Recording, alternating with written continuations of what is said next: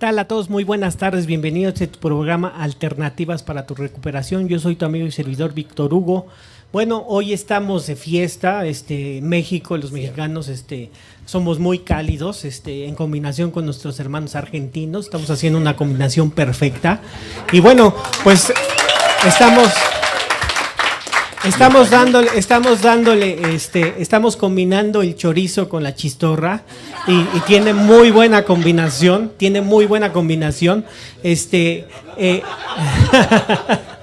Hablando de sexualidad. Sí, y bueno, hoy tenemos un invitado muy especial, José Luis París, un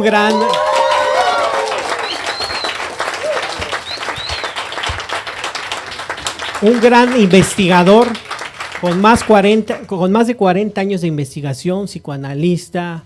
Ha investigado las culturas iniciáticas, 14 años estudiando diario, 14 horas. Yo no me imagino cómo. No me lo recuerdes. ¿Cómo quedabas, José Luis? No me lo recuerdes. ¿No? Y bueno, bueno, pues con José Luis, creador de los 11 Pasos de la Magia. Y bueno, pues hoy tenemos la fortuna de tenerlo aquí en la Ciudad de México. Y José Luis, bienvenido. ¿Qué te parece la Ciudad de México? La Ciudad de México, ¿qué me parece? Es una de las preguntas más difíciles de entrada. Esta ciudad es una ciudad que es como esas buenas parejas que tienen que conquistarse todo el tiempo para estar juntos. Es así. Sí. Yo vengo acá y la garganta se me cierra con el aire extraño. Las comidas son terribles, todo. Y después no me quiero ir nunca. Y después nunca me quiero ir. Sí. Es una cuestión de reconquistarnos continuamente. El primer viaje de toda la historia de mi escuela que yo propuse hacer como viaje de enseñanza fue a México. Y mirá que teníamos lugares donde fuera posible, lo cual marca que efectivamente tiene mucho más desafío de lo que se supone. Hay cuestiones de aquí que nunca pude hablar con los mexicanos y que me gustaría alguna vez hablarlos porque me parece que hay cosas de vuestra ciudad que os pasan desapercibidas. Sí. Por eso agradezco mucho además a toda la gente que decidió venir aquí porque es un desafío extra. Que no son solo de Argentina, que siempre son los únicos que... Hay de España, hay de Colombia, hay de Miami, de Perú, vinieron.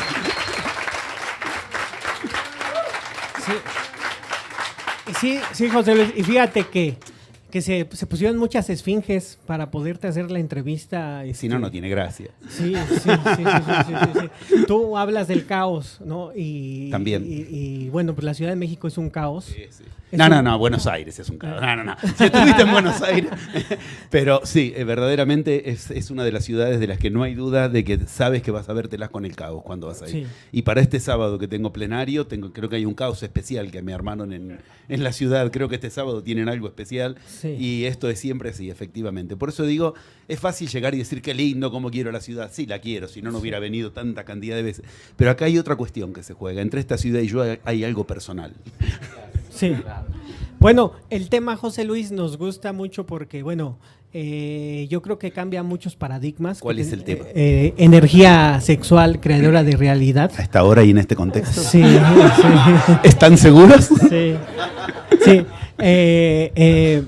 Pero hay tantas preguntas que hacerte. Empecemos. Mejor, iniciemos. Para empezar, a mí me gustaría que nos explicaras bien qué es la magia, porque México es un país 100% católico, que cuando escucha magia lo relaciona con brujos, hechicería, santería y todo ese tipo de cosas. Incluso tenemos mercados como el Mercado de Sonora, donde se maneja especialmente el fetichismo, pero también México tiene buenos chamanes, ha tenido muy buenos chamanes que no se han dejado ver.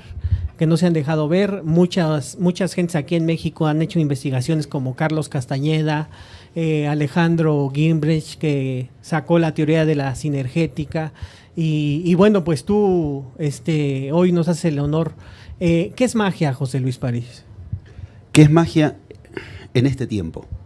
Quisiera responder si te parece bien. Sí, claro. Porque es una pregunta que es atemporal. La magia, en cualquier época, recién mencionabas mis famosos 14 años de estudio continuo de los textos sagrados. Y puedo decir, leí todo lo que conozco de textos sagrados, lo leí, lo estudié, y puedo decir, no existe cultura en la historia de la humanidad que no considere la magia. Esto es fundamental. No se puede decir esto de muchos otros temas. Sí. Uno puede decir, qué sé yo, no sé, tal profesión, no la vas a encontrar. Pero la magia, hay pocas cosas de las que puedes decir, leas de donde leas de cualquier época del mundo, la magia va a estar ahí. Sin embargo, cambia mucho el concepto de magia según la época y según la cultura y según de qué se trata en ese momento el desafío de la humanidad. Esto es verdaderamente importante entenderlo, porque la magia tiene una parte movible y una parte totalmente plástica. ¿Qué es magia en este tiempo? Si tú me lo preguntabas antes del 22 de diciembre del 2012, que de todos los lugares del mundo donde se podía ir a recibir la entrada cosmológica de la nueva era, donde vinimos fue a México precisamente, ¿dónde era? Algunos estuvieron allá. Uxmal, exactamente, en las pirámides de Uxmal, tuvimos el honor de ser convocados.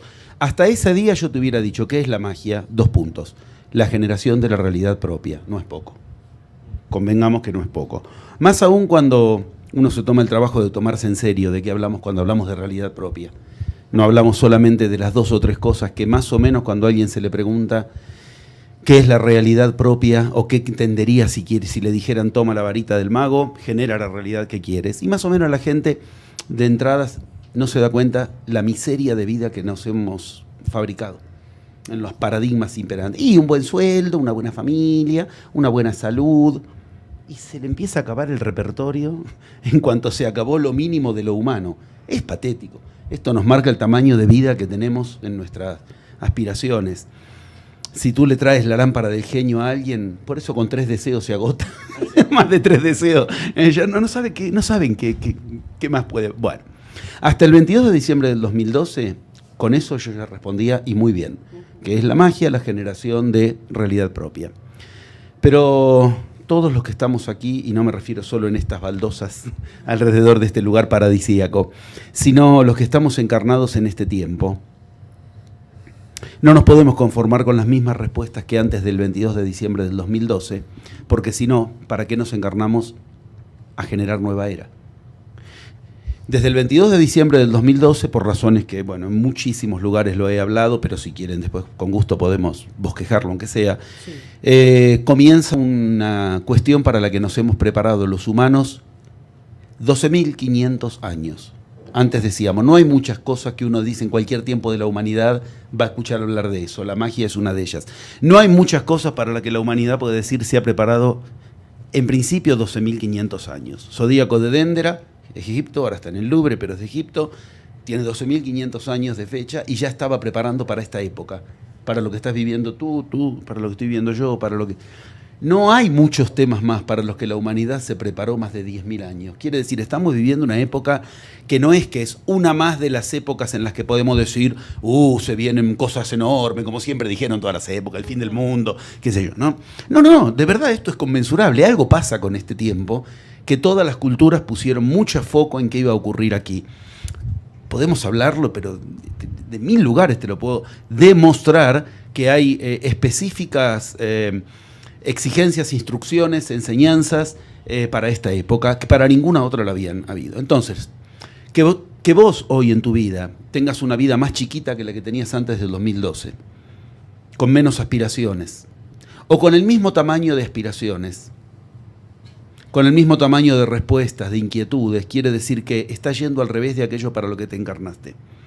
Porque nos hemos encarnado para a través de ese umbral entrar en una era que nos lleve más allá de los límites previos. Por eso hoy a la magia, y ahora te respondo, hoy a la magia ya no se la puede ver solamente, como si fuera poco, como el agente creador de realidad propia, es decir, desde tu estado espiritual, tu estado afectivo, tu estado físico, tu estado económico, tu clima.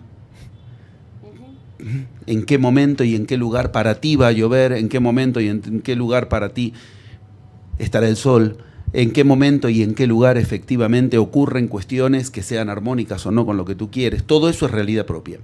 Hoy la magia es la puerta de entrada a algo superior a la magia. Y yo paro acá y pregunto a la humanidad, ¿qué hay por encima de la magia? No hay muchas más palabras que se pueden poner. Dios. El mago es el que une al humano con lo divino. ¿Qué es la magia? La puerta de entrada a la divinidad. Y si quieres podemos hablar de esto. Es más, me encantaría, porque la llave de esa puerta, y ya estamos hablando de ecuaciones sexuales, meter algo dentro de un agujero, Sí. es la sexualidad. Como ves, el tema desemboca en las dos cuestiones que estás ubicando. ¿Qué es la magia? La puerta de entrada a la divinidad, cuya llave es la sexualidad. Pero fíjate, José Luis, que toda la gente cuando escucha sexualidad se va a genitalidad, ¿no? Y creo que la sexualidad Gracias. todavía Por más, ahora, va gracias. más allá, ¿no? Con eso ya no alcanzaba ni en la vieja era. Reducir la sexualidad a genitalidad no alcanzó ni en la vieja era. Acá puedo hablar como psicoanalista, ya sé que es casi sinónimo en el mundo argentino y psicoanalista, pero no es así, no es que en Argentina cualquiera es psicoanalista. Acá puedo hablar como psicoanalista. Ya en la vieja era, Freud mismo tuvo que advertirle a la humanidad que cuando hablamos de genitalidad, estamos hablando solamente de una vertiente de la sexualidad, que es la que tiene que ver directamente con lo denso, lo físico y nada más. Tal vez habría que empezar por ahí. Antes de hablar de sexualidad sagrada, ¿de qué hablamos cuando hablamos de sexualidad? ¿Y por qué, efectivamente, el concepto de sexualidad no puede limitarse a las cuestiones en las que creemos que estamos llevando a cabo nuestra sexualidad? Si queremos aprovechar, digo, no podemos limitarnos a eso, si queremos aprovechar el tiempo en el que hemos decidido encarnarnos. Si hoy yo vuelvo a hacer mi prueba piloto, si yo paro aquí la charla y digo, ¿qué entendemos por sexualidad? Ahí vamos a ver lo que es chocar contra lo humano. O sea, chocar en esa puerta que decíamos, la magia es entre lo humano y lo divino, cerrar la puerta en lugar de abrirla. Cuando se nos enseña la sexualidad, a los humanos se nos enseña muy poco. Casi todo lo que transitamos de sexualidad, lo transitamos en base a conflicto. Esto ahí es donde digo, como psicoanalista lo puedo atestiguar. No hay problema que el humano tenga que no se geste bajo cuestiones que son ecuaciones sexuales. No logro entrar en un trabajo, penetración que no puede llevarse a cabo. No logro, no hace falta decir frases tales como levantar cabeza. No. No logro salir del agujero, no logro salir del hoyo. Si uno escucha con un poquito de entrenamiento, se va a dar cuenta que siempre está hablando de lo mismo la gente. Sí. No logro entrar, no logro salir, estoy atrapado en un agujero del que no logro salir, no encuentro por dónde entrar a un lugar al que quiero entrar y se me hace impenetrable. Con lo que empezamos a entender que eso que llamamos genitalidad es nada más que una vertiente física de algo que todo el día estamos desplegando y que necesita de nosotros cuestiones que están más allá de nuestras posibilidades previas de lo que creemos que podemos lograr cuando vamos a hacer algo. Dar a luz una situación implica sexualidad. Generar realidad propia es dar a luz. Decirte que los iniciados enseñaron todos un uso de la sexualidad, siempre el mismo, pero que no se la enseñaron a quienes persistieron en el uso de la sexualidad que traemos prefabricado, es decir, una misma cuestión. Todos tenemos prefabricado un uso de la sexualidad. Ese es el problemático. ¿En qué consiste? Precisamente en los límites humanos de la sexualidad. Cuando tú mencionabas la genitalidad, bueno, ¿por qué? Porque la genitalidad es la vertiente de la sexualidad que tiene nada más que dos destinos, únicamente, nada más, cero. No sabe hacer otra cosa. El humano con su sexualidad, como lo reduce a genitalidad, solo puede hacer dos cosas: placer y reproducción. Dos cosas que tienen que ver directamente con el cuerpo, nada más.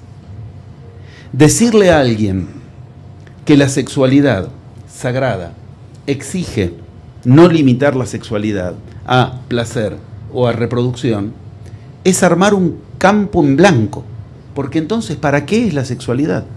Si nos han dicho que la mejor sexualidad que podemos tener se mide en cuanto más placer tenemos y en cuanta más reproducción si queremos reproducirnos.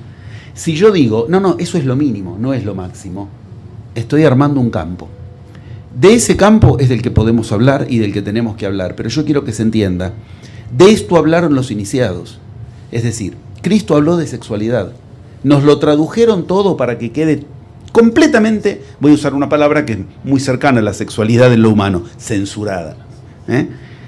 Si ustedes quieren, podemos contar qué cosas decía Cristo al respecto. Claro. En los canónicos. Ni hablemos de si quieren entrar en los apócrifos. Hablemos, pero digo. Sí. O sea, en los canónicos, donde Cristo aludía claramente y se refería a lo sexual, las traducciones que nos han dejado hacen imposible que nos enteremos de que está dando ecuaciones sexuales, que resuelven, que nos dan orientaciones para que lo sexual en la vida lo utilicemos. Y que no son ecuaciones donde Cristo está hablando de penes y vaginas. Sin embargo, está hablando de sexualidad. Las traducciones hechas nos hicieron perder todo rasgo. Pero así como una vez Lacan dijo volvamos a Freud y revolucionó el psicoanálisis, hace muchos años que yo propongo en mi escuela volvamos a Cristo. Volvamos a Buda, volvamos a Mahoma, volvamos a Milarepa. Dejemos de escuchar a las iglesias que nos hablan de ellos solamente. ¿Querés escucharla? Fenómeno. Pero lo que Cristo decía no lo vas a encontrar en la iglesia. Y si hay que elegir entre Cristo y la iglesia, yo no dudo. Hay temas en los cuales la iglesia no tiene la palabra. La sexualidad es uno de ellos. Y tú lo comprobaste, ¿no? Cuando le fuiste a entregar al Papa algunos documentos de Jesucristo, que por ahí prefirió que nos quedáramos con el Cristo interesante, histórico. ¿no? Porque afortunadamente por una sucesión de magia generamos la realidad propia de que hasta pudimos filmar la respuesta del Papa. El Papa asumió en una fecha extremadamente significativa en la historia de Cristo, aunque la gente no lo sabe. El 13 de marzo es una fecha en la que asumió el Papa actual, digo, ahora sí se llama, ¿cómo es? Me viene Bergoglio de allá. Francisco, gracias. Francisco. Y esa fecha está muy relacionada con la historia verdadera de Cristo, no con la mitológica donde nació el 25 de diciembre. Y hasta con magos como Albert Einstein, ¿no? Nació el 13 de marzo. El 12, uno antes, sí. Exactamente, sí. Así es, exactamente. En este orden, yo lo tomé como algo importante del entramado. No soy precisamente alguien que me voy a poner a hablar de la iglesia en las cuestiones que hago y no es que habla, pero quise tachar toda posibilidad de prejuicio en mí y que sea un papa argentino que asumió en esa fecha, que yo sé que tiene que ver directamente con la historia verdadera de Cristo, por haber estudiado y haber enseñado la historia verdadera de Cristo, la enseñanza verdadera de Cristo. Es más, la precruz y la postcruz, no solo la que se agota en los canónicos, que la historia terminaría en la cruz, sino que ahí empieza la verdadera enseñanza de Cristo que a él le interesaba. Son cosas que si quieren las podemos hablar. Pero digo, lo tomé como señales y bueno, había que darle una oportunidad, aunque todas las profecías dicen, las profecías de la enseñanza iniciática, que este es el último papa oficial, digamos, las profecías de Malaquías, etc. Bueno, ¿por qué no? El último papa sí seguía con la iglesia de la vieja era. En una de esas, él había venido con la idea de Francisco y de que eso traía algunas posibilidades nuevas para la iglesia, tal vez era algo nuevo. En suma, yo preferí, en vez de ponerme en contra, tratar de unir ambos polos. Esto es sublimación, después lo vamos a ver. Esto es uso de energía sagrada sexual. Unir polos que tu yo no puede unir. Para mí, irme a Roma, hablar con el Papa y que me reciba y hacerle un obsequio que es de la verdadera historia de Cristo, para mí no era una cuestión que me resultara fácil, ni barato, ni que alguien me garantizara que lo lograra, y menos aún qué reacción iba a tener el Papa. Se necesitó mucha magia para lograrlo. La cuestión es que el 11 de diciembre del 2013, él asumió el 13 de marzo del 2013, estábamos ahí en la plaza. Y le pudimos entregar el libro porque además tuvimos la suerte de estar magia, de estar en el lugar exacto en el que él se para a hablar con la gente, no en el que pasa y saluda desde lejos. Se la dimos y le dije, bueno, acá hay una investigación que yo hago desde hace muchos años sobre la verdadera historia de Cristo, invito a su santidad a que por favor, aunque sea escuche el DVD que se decía en ese momento, son 10 minutos de su tiempo nada más para escuchar algo sobre Cristo. Si hay algo de lo cual puede contradecirme, yo no voy a poner periodistas ni ninguna otra cosa. Si tiene la amabilidad de hacerme saber dónde se supone que está mal lo que le digo, porque en aquel entonces estaba de moda Da Vinci, el código. La iglesia salía a contradecir. Entonces, porque contradígame. Si tiene algo para contradecir, la respuesta de él está filmada. Yo lo veo todo, lo voy a ver. O no tuvo algo que contradecirme o no lo vio, lo cual quiere decir mintió. No creo que un papa pueda mentir, ¿no? Como decimos en México, y los mariachis callaron. Muy bueno, exactamente. Bueno, en suma, ahí yo había ubicado cuestiones de este mismo orden. Por ejemplo, de Cristo hablando de sexualidad abiertamente. Todo esto lo tomo como una, perdón de la palabra, penetración en el tema, nada más. Todavía no estamos hablando del tema. Sí. Estamos armando ciertas vías por las que hacer interesante el tema, tal vez. Son todas: la magia, lo que pasó entre Cristo y la sexualidad, lo que pasó entre Mahoma y las... Mahoma hoy tiene peor prensa que cualquiera. Sin embargo, los tratados de sexualidad sagrada más interesantes de la humanidad vienen de Arabia. Nos los perdemos por los prejuicios contra Mahoma.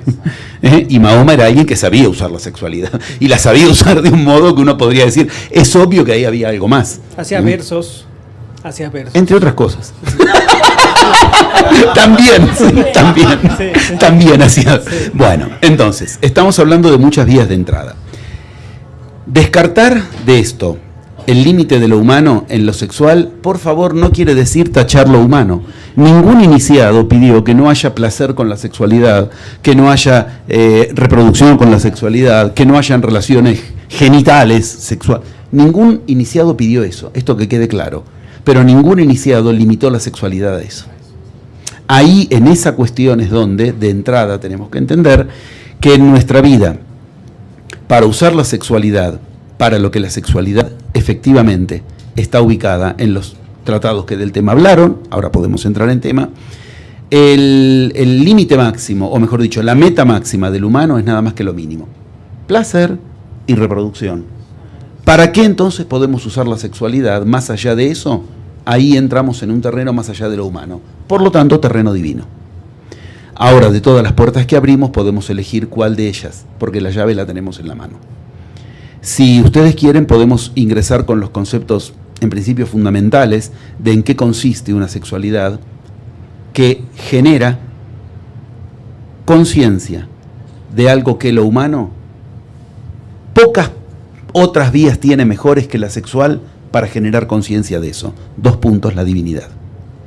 ¿En qué consiste ese camino, esa entrada a la sexualidad, por la cual efectivamente la divinidad y el humano se empiezan a unir? En el lugar donde en general, tengámoslo claro, el humano más se separa de lo divino, porque cuando empieza lo carnal, lo que es del orden del placer, es cuando menos se acuerda de lo divino. Yo, entre las cosas que tuve que estudiar y enseño para enseñar y aprender magia, para de eso hacer iniciación tuve que aprender una de las disciplinas más exigentes para el psiquismo humano, que es para la mente humana, que se llama topología. En topología, topos en griego es lugares. Estudiar la constitución de un lugar, como lo hace, por ejemplo, la física cuántica, un lugar, esto no termina aquí. Si yo lo miro con un telescopio superpotente, voy a empezar a ver que lo que yo creía que era un final de la superficie es oscilante y que hay, o sea, eso es estudiar un lugar, más allá de lo que pueden los sentidos. La topología enseña un lugar entre 2 lugares, ¿lo separa o lo une? Un puente, ¿separa o une? Depende de si lo recorro o no. Sí. La sexualidad está entre lo humano y lo divino. Suele separar.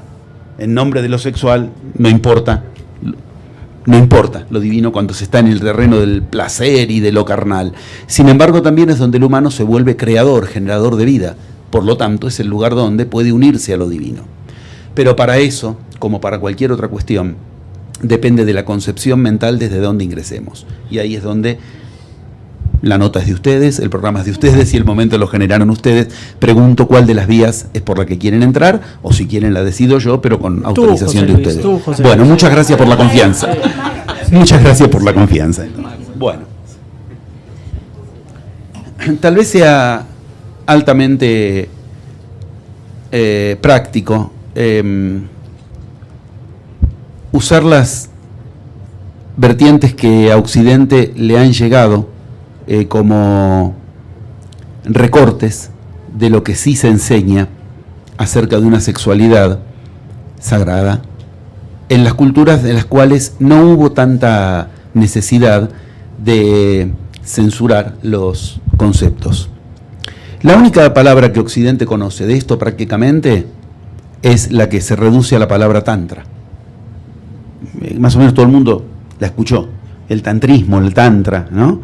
Esa cuestión de, bueno, sexualidad sagrada tantra, que viene a ser algo así como hagamos fuerza sin tocarnos, no es una estupidez total que la gente se cree que de eso se trataría. O sea, el cuerpo sobra, se equivocó Dios cuando nos hizo un cuerpo para la sexualidad, ¿no? O al revés, o el cuerpo es el único lugar en el cual. Bueno, confundir el tantra con prácticas es una de las cosas más fáciles para jamás entrar en el tantra. Aquí tenemos que hacer cierto recorrido que yo quisiera que entiendan que significa ahorrar muchas lecturas.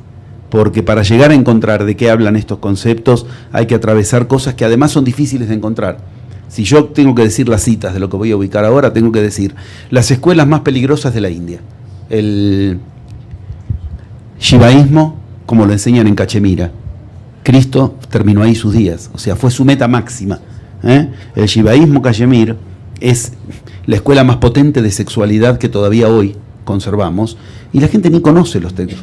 Si yo te digo el Spanda Karika, ese es un texto capital de estos temas. Bueno, yo voy a citar textos como ese en lo que voy a hablar. No me la voy a pasar citando el texto porque realmente sería insoportable, pero quiero que entiendan que esto no son opiniones lo que voy a ubicar, de que, bueno, el tantra es esto o es esto otro. Los que inventaron el tantra en fuentes como las que estoy ubicando, pero la gente no se toma el trabajo de recorrerlas, y menos aún de llevarlas a la práctica, hablan de esto, hablan de que el tantra no es una práctica, es otra cosa que también incluye práctica. Yo ahora pido que ustedes me digan si esto se vuelve interesante o no, porque a mí me apasiona, pero si a mí me apasiona a mí dentro de una burbuja, no tiene gracia. ¿Por qué? Porque el tantra forma parte de un tríptico sagrado que, como toda sacralidad, necesita de 3 para generar 1. Aquí en Occidente, más o menos, Padre, Hijo, Espíritu Santo, todo el mundo... ¿O la ley de 3? Tri-1. Sí. Tri-1, bien lo has dicho. La ley de 3 es Tri-1. No hay cultura que no sea así. Yo estudié todas las culturas sagradas que conozco, y lo puedo decir. Me voy a Egipto, Osiris, Isis, Amon-Ra, Tri-1. Para hablar de divinidad, Tri-1. Me voy a los chamanes, Ujupacha, Caipacha, Hanakpacha, Tri-1. Me voy a los gnósticos. Bueno, puedo seguir citando la alquimia, las diferentes escuelas, lo he hecho décadas. Enseñar cómo cada una de las escuelas de iniciación, de magia, de misterios, herméticas de la humanidad, te ha dicho que una de las vías de entrada a el cuarto lugar, que es el lugar de la divinidad, es la vía de entrada de 1 entrando por 3 puertas al mismo tiempo, lo cual nos rompe toda posibilidad desde lo humano de pensarlo. De Merleau-Ponty para acá, Occidente lo tiene catalogado. Merleau-Ponty se encargó de esto hacer una lógica que se llama de 3 registros: real, simbólico e imaginario, y es como te enseña a pensar la lógica. Tú me dices esto en lo real, ¿qué es? Lo real es un solo registro. Además está lo que esto me imagino que es, y además está lo que esto simboliza. Porque yo digo mesa para un chamán es sinónimo de el conjunto de todos sus elementos sagrados. Se llama mesa. Para él simboliza otra cosa en lo real, y yo no me puedo quedar con lo que imagino. Sí. Bueno, el tantra es nada más que uno de 3 conceptos, que hice toda esta introducción de recién nada más para que se entienda que es para todo, también para la sexualidad. Por eso funciona. Tantra no se puede entender si no se entiende. Se llama el tritra. Ese es el nombre. ¿Por qué? Porque son 3 tra. Tantra, mantra y yantra. Ahí tenemos camino. Ahí el tantra puede servir. Si al tantra lo tomo como una cuestión sola, estoy reduciendo a una práctica. Sería como ir a aprender artes marciales. Yo enseñé muchos años artes marciales iniciáticas, por eso puedo estar seguro de lo que digo en esto. Es como que te confundan aprender artes marciales con el que te enseñen a pegar puñetazos y patadas. No estás aprendiendo artes marciales, estás aprendiendo a tirar puñetazos, estás aprendiendo una práctica, nada más, no un arte marcial. Necesitas una filosofía, necesitas una disciplina, necesitas pensar de otro modo. Ok. El tantra como práctica sacada del yantra y del mantra es lo mismo que decir eso, reducir artes marciales a puñetazos. En realidad, cuando hablamos del tantra, estamos hablando de la parte más densa de los 3 elementos con los que entrar a la sexualidad sagrada. El tra tantra, mantra, yantra, tra, por eso es tritra, se llama. El tra es una palabra clavísima, porque al mismo tiempo implica dos cosas. La voy a decir fácil, pero no es fácil. Protección y crecimiento.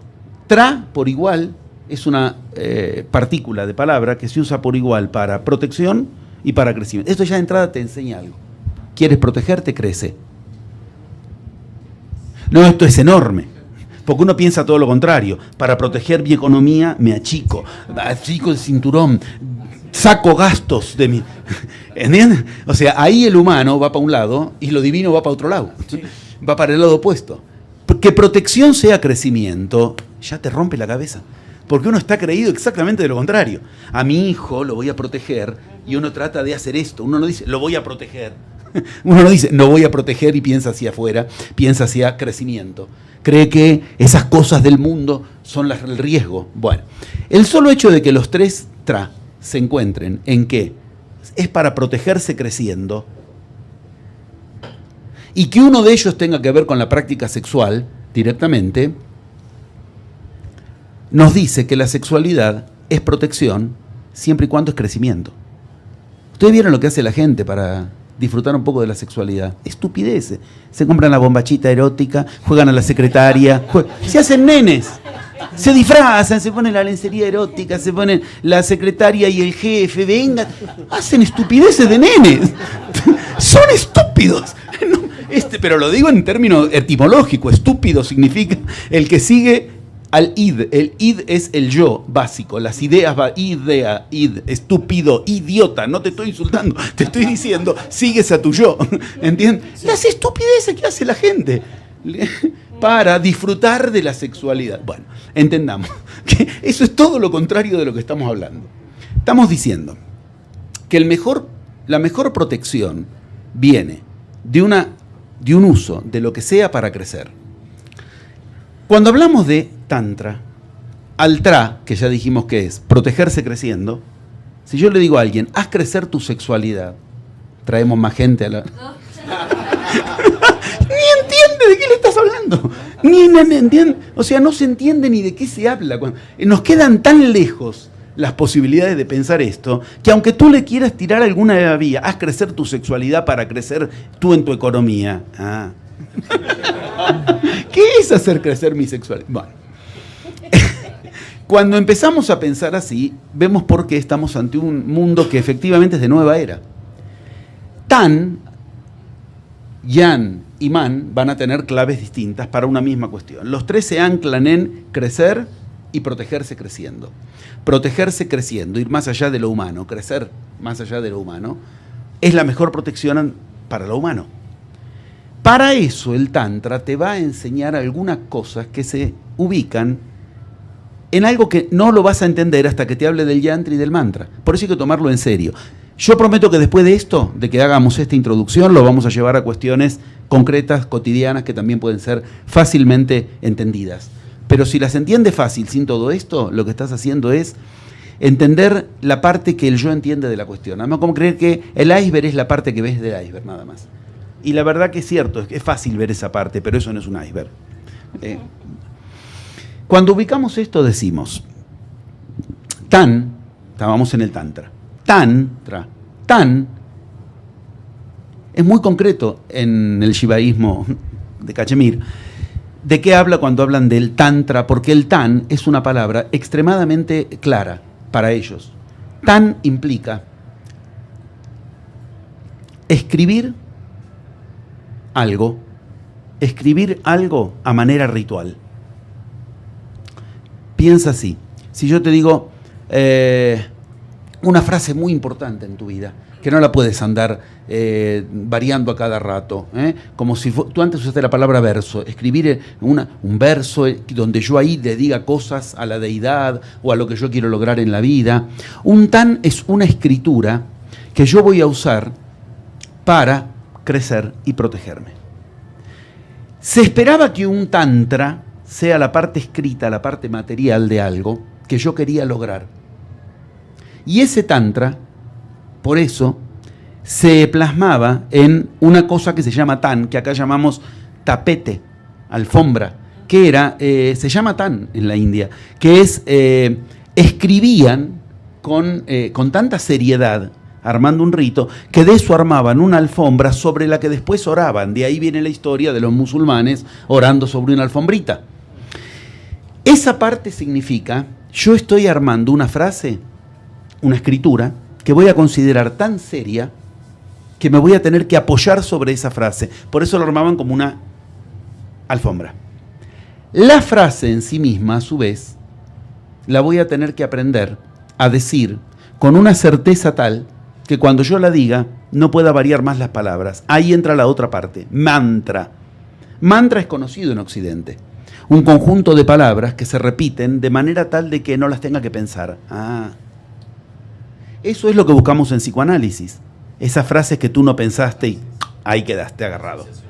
Lograr un mantra es lograr una frase. Por eso man, la etimología man, es la misma que se usa para manas. Manas, superiores, inferiores, que es mente. Es una frase que te entró directamente en la mente. Esto tiene trucos. Cada uno en nuestra mente tenemos... Bueno, tenemos una frase, pero que hay que escribirla de un modo ritual para generar un yantra, la tercera de las palabras. ¿Qué es un yantra? La traducción exacta de yantra es herramienta, pero también es mapa. Vieron que un mapa es una herramienta, yo lo puedo usar como herramienta para... Bueno. Acá es donde el tema se empieza a relacionar directamente con la sexualidad. Porque al decir que es herramienta, es para hacer un trabajo, es para hacer algo. Es como cuando yo tengo un mapa, un manual de algo. En nuestro occidente, las palabras más relacionadas con la sexualidad es la palabra orgasmo. Y la etimología de orgasmo y de yantra es increíblemente la misma. Orgasmo viene de orgeon, ergón, argón, energía, herramienta. Y yantra es herramienta, pero ¿cómo puede ser? Occidente para hablar de sexo habla de una herramienta sin saberlo. Y la India para hablar de sexo dice de usar la palabra, creo que se frenó, ¿está bien? Y Occidente pide usar la palabra como herramienta ritual. Pero entonces es una herramienta para generar algo. ¿Hace falta que yo tenga esto en la mano ahora? ¿O ya no hace falta? Porque acá... Bueno, muy bien. Esto que empieza a decir, la sexualidad es para crear algo. Es para crear algo, como una herramienta a través de la cual tengo que crear algo. Si empezamos a pensar así, a la sexualidad, como si yo te digo, con tu sexualidad créate el empleo que quieres, me queda lejísimo, no lo puedo ni pensar. Ok, entendamos. Si queremos hablar de sexualidad sagrada, tenemos que hablar de un tríptico que es yantra, mantra y tantra. ¿Qué es? Usar la palabra como herramienta, como un mapa ritual, para a través de eso, ergo, trabajo, ergo, etimología de orgasmo, ergo, generar un trabajo, una energía que también es ergo, pero que use como herramienta para algo. Esto implica dos cosas. Implica que en el momento en el que yo estoy pensando en la sexualidad, estoy pensando en creación, pero no solo de lo que el humano crea, hijos, reproducción, con la sexualidad. Si retornamos a las primeras cuestiones que decíamos, logro entrar, logro penetrar, no logro penetrar, empezamos a ver que efectivamente nuestra vida está regida por ecuaciones sexuales que se manifiestan en lo genital, pero que no nacen en lo genital, sino que nacen en qué hacemos con nuestra energía, en cuanto a si logramos o no logramos que esa energía sea ergo, o sea herramienta, para lo que logramos, para lo que queremos generar. De esto nos han dejado mapas. Esos mapas están en estas cuestiones que digo, que de entrada, en Cristo, en los diferentes iniciados, están orladas con las palabras exactas, pero que al mismo tiempo nos las disimularon, y acá sí las iglesias son las responsables, para que no sepamos que están hablando de sexualidad. Fíjate tú, por ejemplo, cuando Cristo habla de sexualidad, casi siempre se lo traduce con una misma palabra. Amor, amor, amor, amor, amor, amor, amor, amor, amor, amor, amor, amor. Como si Cristo se hubiera pasado hablando de amor. Cristo habla mucho menos de amor de lo que creeríamos. Yo me encargué de ir a estudiar a Cristo en sus lenguas originales. Yo no hablo de las lenguas originales, se lo digo porque después me dicen, pero ¿cómo tú hablas todas las lenguas originales? Yo, para investigar una etimología en griego, no me hace falta ser un máster de griego. Para investigar etimologías en latín, lo mismo en arameo, en sánscrito, en devagarí o lo que sea. Quiero que se entienda, decir yo voy investigué los escritos en sus lenguas originales, jamás dije en ningún reportaje que yo hablara todas las letras. No es así ni lo necesito. Sí que yo te puedo decir en las lenguas originales qué palabras usaron los iniciados para esas cuestiones que son las claves. Esta es una de ellas. Cuando Cristo nos dicen que hablaba de amor, casi nunca hablaba de amor. Y la mayoría de las veces que hablaba de amor, ni siquiera hablaba de sentimientos, hablaba de sexo. Para eso Cristo usa dos palabras. Cristo era con perdón de la cercanía con la que voy a decirlo, era un tipo, digámoslo así, era una persona, porque yo quiero que se entienda la característica de una persona que llegó a lo divino, no alguien que nació divinizado. A mí no me sirve ese modelo. ¿Tú naciste divino? No, yo tampoco. ¿Tú tampoco? Okay.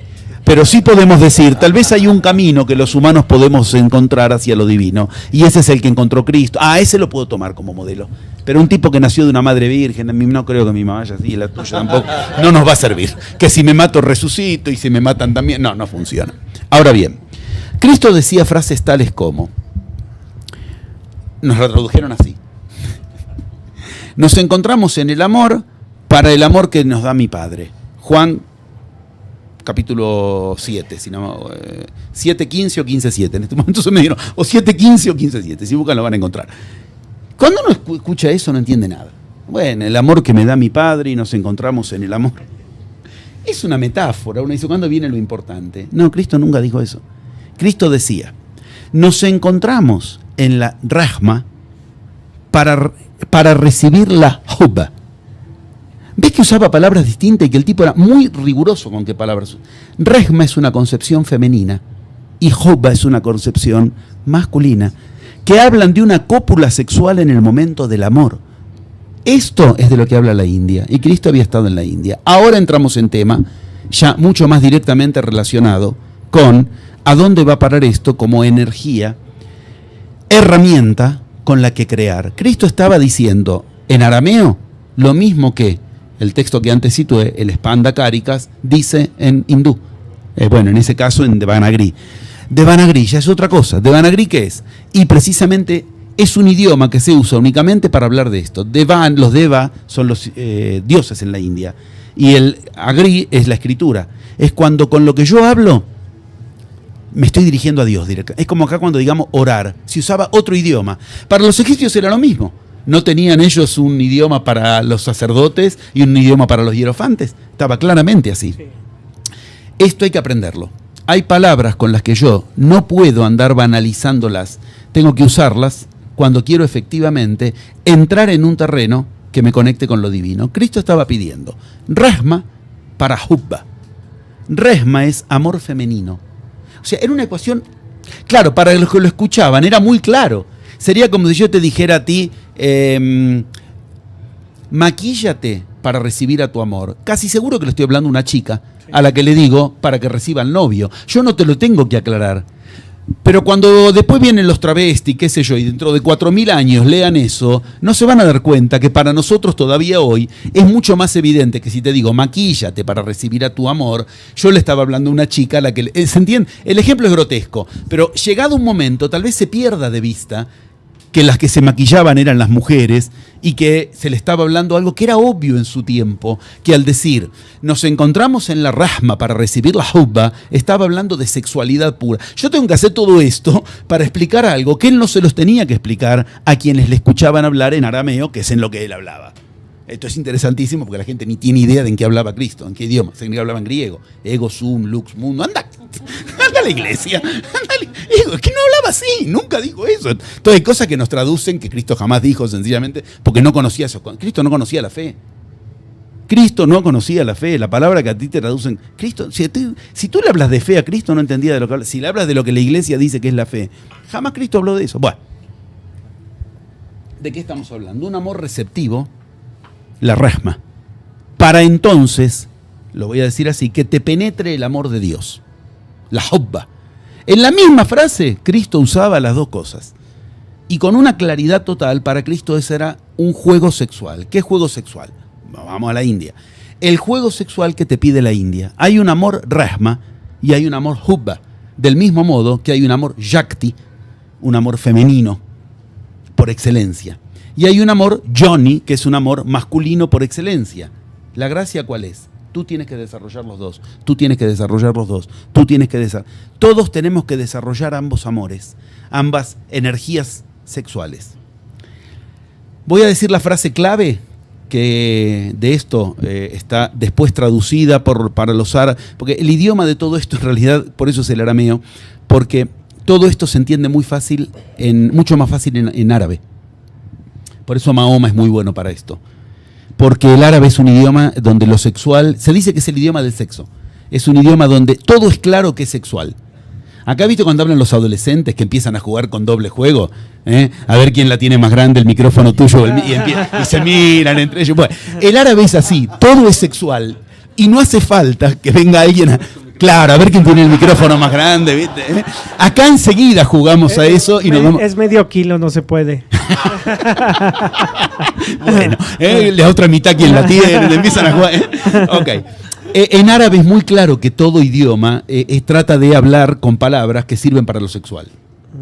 Por eso es fundamental una frase que después pasa al Corán, pero que no es del Corán, viene de la India en realidad.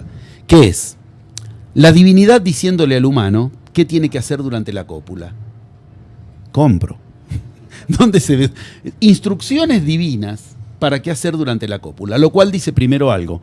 Lo divino no quiere que no tengas cópula. No tiene problema en que la tengas. No quiere que no tengas cópula. Si no, no te daría instrucciones de qué hacer. Eso es sinónimo, lo que voy a decir ahora, de lo que yantra, mantra, tantra en la India, rahma, hubba, y la tercera palabra, disculpen, la tengo que decir porque si no, rema, que son las mismas letras dichas de otro modo y que significa enseñanza, que sería, si sigues la enseñanza, nos encontramos en la resma para que nos venga la hubba. Si sigues la enseñanza, nos encontramos en un amor receptivo para entonces que venga de Dios lo que queremos que venga. Esa sería yantra, mantra y tantra en rejma y hubba, que es como lo decía Cristo. Por eso está todo en la misma frase. Ahora bien, yo al mismo tiempo que voy mostrando que estas son cuestiones que son de las que habla la sexualidad sagrada, no quiero que se pierda de vista para de qué habla la sexualidad sagrada. Porque hablar de un montón de cosas de las que habla no es que te lleves un mensaje claro. ¿De qué? De eso que ahora sí, como a los árabes no les hacía falta todo este juego continuo de usar tres palabras para una misma cuestión. El momento de la cópula es un momento tríptico, aunque parezca extraño, porque es un momento donde hay dos cuerpos en un cuerpo. El momento de la penetración es un cuerpo donde uno dice, ¿cuál de los dos es el cuerpo que tiene el pene? No se sabe. Los dos en ese momento, por eso son tres, es tríptico, esto es fundamental. Es muy importante recordar esto, si no, no se entiende el triuno en la sexualidad. Lo cual nos dice de entrada, de ningún modo el tantra es que no haya eyaculación, por ejemplo, como se lo retraduce. Que no haya eyaculación, porque no. Es más, la divinidad, cuando ahora yo lo diga, de qué se trata, todo esto directamente retraducido al árabe en el Corán, es para el momento específico donde hay penetración y donde hay intercambio de energías a partir de la eyaculación. O sea, no es todo eso que creemos que es cuando nos venden taller de tantra. Y entonces no hay que tocarse, no hay que... no, ahora, esto tampoco es a tocarse. O sea, no es cualquiera cosa que yo quiera hacer con esto, ¿está claro? Sí. Vamos a esa frase. Es la última difícil. De ahí en más empiezo a aclarar todo. En el Corán hay una de las invitaciones directas que produce la divinidad que dice, dadme un agujero del tamaño del ojo de una aguja y yo os daré un agujero como la entrada al ulam.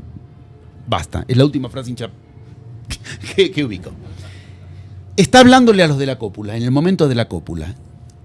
Yo generaré una entrada grande como la del ulam. ¿Qué era el ulam? Era el lugar de las mezquitas por el que se entraban las ofrendas. O sea, es por donde entra la riqueza. Ya empecemos a ubicar. La divinidad diciendo, hace algo en especial en el momento de la cópula, que dame un agujero del tamaño del ojo de una aguja y yo te lo voy a transformar en una entrada de grandes cosas en tu vida. Es una promesa que está haciendo la divinidad. Me falta entender lo del ojo de la aguja y más o menos ya entiendo las instrucciones. Bueno, si entendemos lo del ojo de la aguja, estamos en la clave. La divinidad le dice, en el momento de la cópula, cuando, por eso usaba la metáfora de antes, hay 3 en el momento de la cópula. Esto es Lacan puro.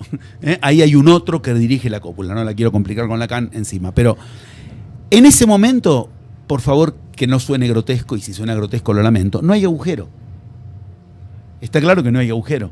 Es decir, hay algo tapando un agujero, penetrando un agujero, y como decimos, no hay pene en uno de los 2 cuerpos, está en los 2, está porque no hay agujero. Ahí la divinidad le dice, abrime un agujero. No se imaginen cosas que no ninguna de esas. Lo que sí quiero que se entienda es, no, le pide que en ese momento los 2 abran un agujero. ¿Cuál? El ojo de la aguja. En árabe esto es muy claro, porque ojo de aguja es una letra en árabe. Hay una letra, qaf, que es ojo de aguja. Una letra que tiene la formita del ojo de una aguja, con la aguja. ¿Ves? Rahma, hubba. ¿Qué tenés? Una parte femenina, un agujero, y una parte puntiaguda en la aguja, masculina, que se encuentran en una misma letra. Lo que le dice la divinidad es, ábreme un qaf, que es la letra que es ojo de aguja. ¿Qué está pidiendo? Algo muy concreto. Qaf es la letra que se utiliza para mencionar cópula sexual. Y Alá, cuando yo digo Alá, le pregunto a la gente, estoy hablando del Dios de qué religión. Y de los árabes. ¿Ah, sí? ¿Y Cristo cómo decía Dios? Alá. Recordémoslo, porque la gente se cree que Cristo decía Deux. Sí. Cristo decía Allah. Entonces cuando yo digo Allah, entiendan que estoy hablando de una divinidad que no tiene religión. Porque, y así porque además la palabra Deus viene de la palabra día. Nada más, día. O sea, es suponer que la noche es maldita. Sí. Es suponer que la noche es maldita. Sí. Este sábado yo voy a dar acá la otra verdadera historia. Sí. Yo di la de Cristo, ahora hay que dar la de aquel que ordenó qué pasó con Cristo. El anterior, Lucifer. La verdadera historia de Lucifer es la que se necesita para ordenar la verdadera historia de Cristo. Bueno, gracias. Y no olvidemos que la verdadera historia de Lucifer se desconoce más aún que la verdadera historia de Cristo, pero todo el mundo tiene cierta idea de que ahí algo tuvo que ver lo sexual. Todo el mundo tiene más o menos la idea de que algo pasó con lo sexual, de que los gigantes copularon con las mujeres y de ahí salieron cosas extrañas, argentinos. Salía un humano gigante, que uno no entiende para qué, pero en serio, digo, entendamos que es una cuestión que directamente nos lleva a que lo humano quedó separado de lo divino por una cuestión sexual. Es exactamente lo que está. Porque se supone que por algo que pasó con Lucifer respecto de lo sexual, a los humanos nos castigaron hasta hoy y estamos separados de la divinidad. Por lo sexual, ¿ves que se habla de lo mismo? Bueno, por eso volvamos a Allah. Pero cuando yo digo Allah, no quiero que piensen en alguien con turbante moderno. ¿Por qué? Porque está la CNN, ¿viste? Que son los malos. Antes eran los rusos, antes de eso los amarillos, antes los comunistas, ahora son los árabes y dentro de un tiempo vaya a saber. Pero siempre hay algún malo de turno, menos mal que están los buenos que nos salvan.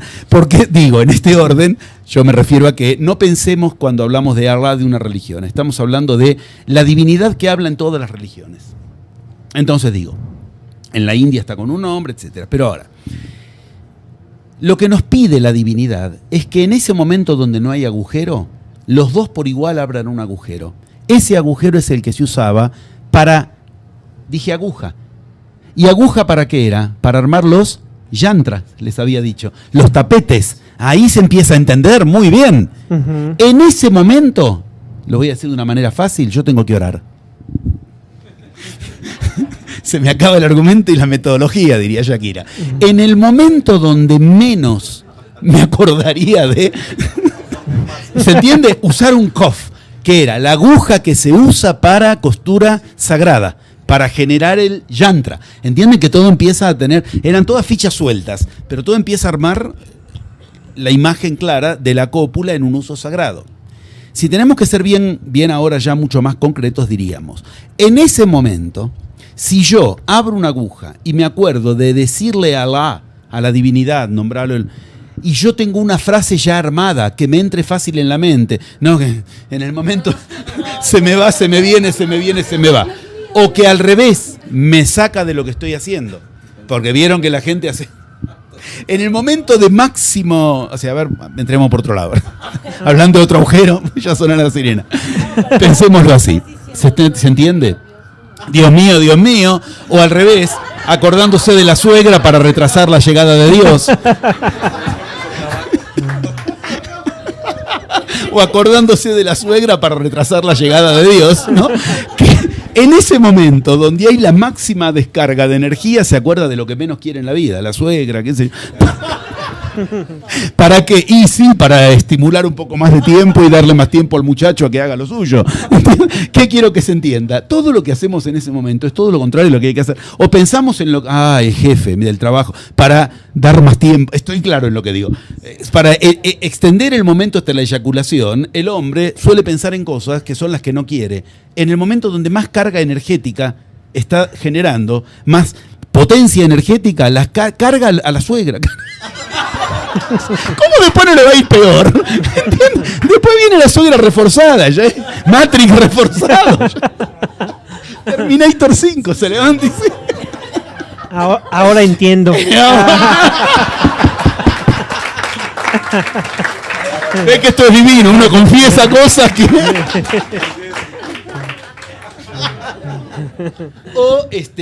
O al revés, se van solo a pensar en estupideces carnales del momento. Que en ese momento uno tenga la frase armada con la que recurre a lo más creativo en su vida, o sea, a lo sexual. A ver, pensémoslo al revés, por eso decía, hay otras vías por las que podemos espiar el tema, aunque sea. Ahora ya se conocen, ¿vieron las fotos Kirlian? Que ahora ya son famosas, antes. Sí. Una foto Kirlian es la foto de la energía del humano. Si yo te muestro cualquier foto Kirlian de cualquier ser humano, vas a ver algo muy interesante. El huevito. Sí. Y ese huevo dice, ¿dónde está la máxima energía? Sí. Acá, en lo sexual. No es tu corazón, no es tu pensamiento, lo lamento. Yo con todo mi corazón, hay algo por encima. Sí. La máxima energía del ser humano está en su sexualidad. Demostrado por cualquier fotito de energía. Para esto que yo les decía hoy, el Spanda Cáricas, bueno, directamente no dan media vuelta. Ellos dicen, la energía sexual iguala al humano con Dios. Pero lo dicen así. O sea, tú puedes generar mundos, universos, a través del uso de tu energía sexual. Ahora, cuando en el momento de la cópula se logra pensar en lo que se quiere generar, con una frase, ya estamos en términos donde vamos entendiendo el yantra, el mantra, el tantra, un uso sexual de creación que no es solamente de hijos y que a su vez no se restringe al placer, pero que necesita la liberación, el placer. Pero otra cosa es para el cuerpo nada más. Y terminé y dormimos, listo. No se generó ahora. ¿Qué pasa en ese momento? Algo extraordinario, que es que ese triuno sigue funcionando. Al hombre le entra energía de la mujer y a la mujer le entra energía del hombre. Ambos siguen funcionando. Hoy la cuántica dice con claridad, si yo pongo cualquier partícula de átomo en otro átomo, se siguen interactuando mutuamente para siempre. Efecto fantasma se llama. Si yo giro uno para acá, el otro gira para allá y cree que giró él. Bueno, esto es Freud puro. Freud dice, ¿qué es? Ay Dios, lo que costó hacerle entender a esta tipa tal cosa. Y viene a la sesión siguiente y es como si nada. Y cuando Freud se ponía a averiguar, habían tenido relaciones sexuales con el marido que no quiere que eso lo recuerde. ¿Qué pasa? Al inseminarse mutuamente, a él le entran energías de ella y a ella energías de él, eso sigue funcionando dentro nuestro. Eso puede ser usado para que, otra vez, lo del otro y lo tuyo se encuentran generando caos, o que puede ser utilizado para lo que los dos quieren generar por igual. Lo voy a decir más fácil. Si ambos están de acuerdo en un proyecto, en una cuestión, y en ese momento ambos invocan hacia lo mismo, se dan cuenta que lo que se está armando es un hijo espiritual. Ese lugar tiene la misma potencia de que ahí está entrando esperma en óvulo y van a generar un hijo físico, porque los dos se encontraron con la misma creación. Es decir, acá empiezan muchos niveles donde la pareja es tántrica, donde no quiere decir que los dos tengan que recitar, no es eso, sino enfocar en ese momento en un proyecto en común es lo que hace que efectivamente ambos después sigan interactuándose, porque mi energía en el otro cuerpo y la energía del otro cuerpo en el mío, esto es por igual para lado hombre y lado mujer de la ecuación, siguen funcionando con un mismo proyecto en común. Esto sigue funcionando y al día siguiente y al siguiente del siguiente, mientras crece, así como el huevo cigota empieza a crecer, del mismo modo este proyecto empieza a crecer en un plano sutil. ¿Y qué empieza a producir? Empieza a producir contactos con aquellas cuestiones que van a generar el proyecto en la vida real. ¿Qué significa esto? Se empiezan a generar magias, casualidades, donde efectivamente lo que inseminé, lo inseminé en un plano del universo donde hubo yantra, mantra y tantra al servicio de poner en juego creación, más allá de lo que cada humano podíamos hacer por separados. Aquí tenemos una guía concreta, práctica, de un uso de sexualidad sagrada. Y digo un uso, porque ahí se inicia la cuestión. Cuando yo empiezo a ver que el uso de la sexualidad efectivamente incrementó mi poder invocativo sobre la realidad, ya entonces empiezo a tomarme mucho más en serio mi poder sagrado. Este juego continúa y continúa por vías que no tienen que ver ya solo con el momento de la cópula, pero que en el momento de la cópula es donde efectivamente yo puedo usar la energía para dirigir lo que va a ocurrir después de la cópula. Para eso, además, corto aquí ahora por razones de buen gusto nada más, pero hasta hay manuales aunque les parezca raro, hay manuales sagrados según qué quiero estimular de mi proyecto. Lo voy a decir así, ¿qué agujero conviene incrementar? Empiecen a pensar. Sí, ahora sí, es eso que están pensando. Diferentes, y eso es lo que en la India vemos. Hay un papiro que se llama el papiro de Turín, que la gente ni sabe que existe, que es el papiro más sagrado que existía en el templo de Cleopatra. En Egipto, el si yo te pregunto, ¿qué era lo más sagrado para Cleopatra? El papiro de Turín. Se llama de Turín porque está en Turín ahora, pero era de Egipto. Ese papiro es un papiro altamente erótico. Hoy lo censurarían, no lo dejarían mostrar abiertamente. Ese papiro te enseña cada una de las posiciones para incrementar qué. Yo ando flojo de recursos materiales en mi proyecto. Hay que usar determinados. ¿De ahí a qué se reduce? A la estupidez del Kama Sutra. En posiciones para más placer. Cada una de esas cuestiones era para incrementar ciertas entradas de energía que van directo hacia, bueno, de mi proyecto necesito ahora ideas. Hay que usar determinadas vías de entrada. Para mi proyecto preciso ahora apoyo material, otras vías de entrada. Para mi proyecto preciso ahora presentarlo y que me escuchen, y otra vía de entrada. Empezamos a ver vías orales, proyectos, ya podemos empezar a entender. Claro, cuando uno habla de esto y entiende que, por eso primero me mandé cierto despliegue, para que entiendan que estoy hablando de cuestiones sagradas. Ven cómo fácilmente empieza a entender por qué en la India todos los templos son sexuales, por qué el papiro más sagrado de Egipto era un papiro sexual, por qué uno en las culturas chamánicas lo que ve es que continuamente están haciendo en la vida cotidiana despliegues, ofrendas sexuales, porque ya ves que se vuelve muy cotidiano, pero es lo cotidiano, no para el uso que en lo humano le damos a lo sexual. Yo creo que hemos abierto un panorama, hablando de sexualidad, no está mal, y que hemos logrado penetrar con algunas concepciones que al menos nos permitieron tener una panorámica de algunas cuestiones concretas de en qué consiste la sexualidad sagrada. Pero yo quiero que entiendan que una de estas cosas que estoy diciendo son un capítulo de un libro, que es todo un libro. Un libro que a su vez forma parte de una enseñanza, que es toda una enseñanza. Lo interesante de esto es que es un camino, y que ese camino en ningún punto tacha a lo humano, o sea, el uso que el humano le da a lo sexual por la vía de lo genital, pero que pone lo genital al servicio de lo sexual. Como efectivamente ocurre para que entonces lo sexual nos una a lo divino y no nos separe de lo divino.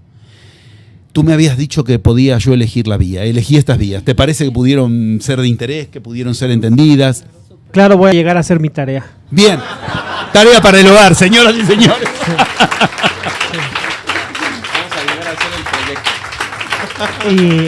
Y bueno, pues pues nosotros te quisiéramos preguntar más, pero desafortunadamente se nos acabó el tiempo. Bueno, acabamos. No está mal, no está mal. Nosotros te agradecemos, sabemos que vienes cansado. Bueno, vengo de 12 horas de avión de dar una conferencia bellísima, que aquí mucha de la gente estuvo ahí, y que no nos alcanzó el tiempo tampoco. y que no nos alcanzó el tiempo tampoco y tuvimos que prolongarla por internet. Y aquí estoy con todas las ganas y la energía y verdaderamente agradezco estas oportunidades. ¿Qué me pasa como con el tema que di recién, el de ayahuasca y planta sagrada, y como el que voy a hablar este sábado, la verdadera historia de Lucifer?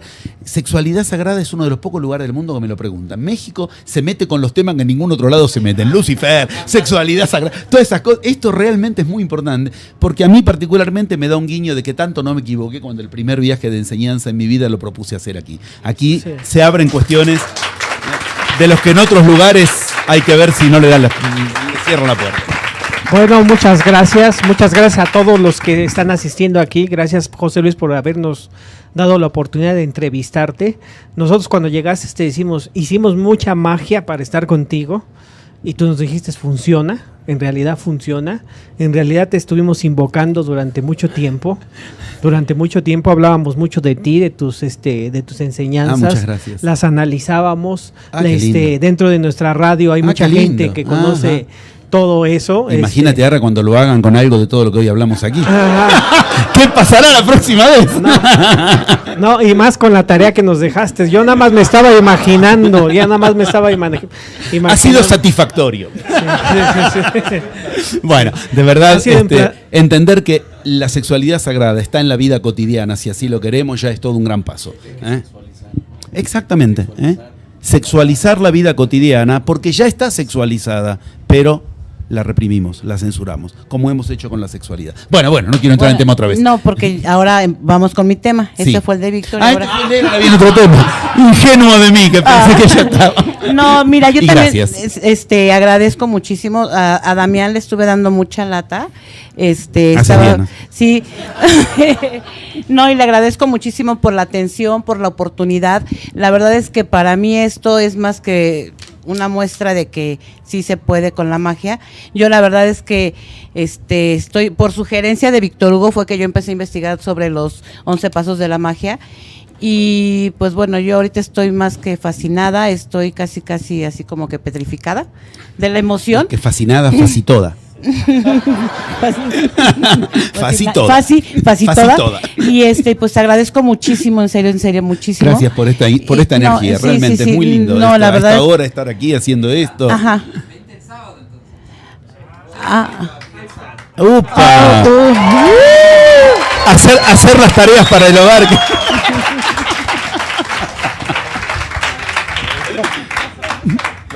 Nada más a ella.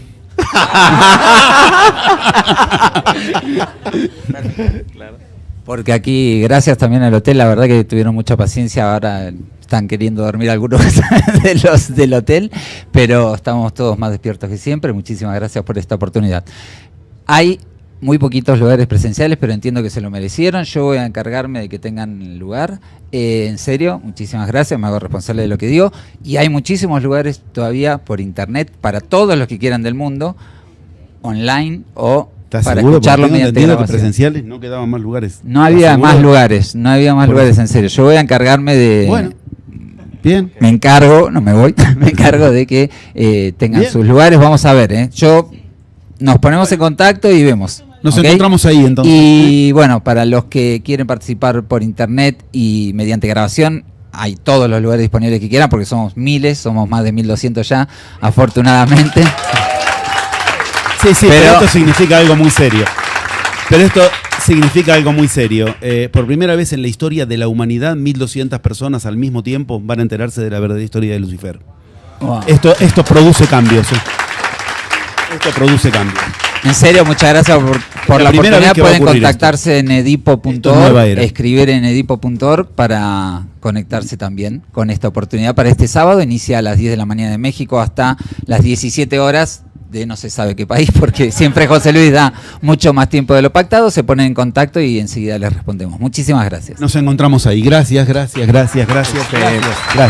nada más